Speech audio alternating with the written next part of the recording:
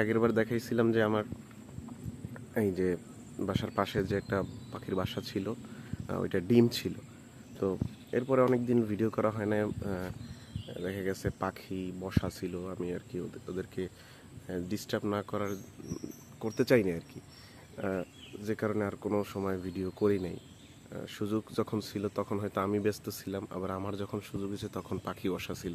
তো আজকে দেখাচ্ছি আজকে কি অবস্থা। মাঝখানে অনেক দিন গ্যাপ হয়ে গেছে, আজকে কি অবস্থা দেখাই।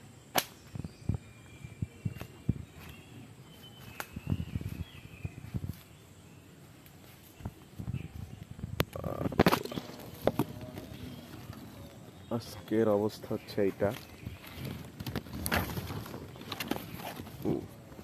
এই যে 4টা বাচ্চা ফুটছে, 4টাই সুস্থ আছে।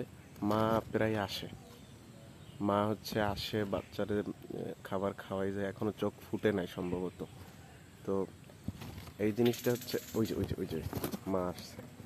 এই জিনিসটা হচ্ছে কি আমি জানি, কিন্তু আমাদের বাড়ির বাচ্চাদেরকে বলি নাই যে বাচ্চা ফুটছে।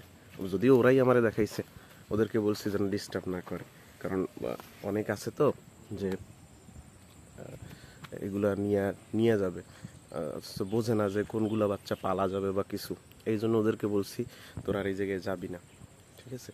ওই আমারে দেখে আর বাচ্চার মা আসতেছে না, তো ওই আর ডিস্টার্ব না করি, আমি আমি আমার কাজে যাই।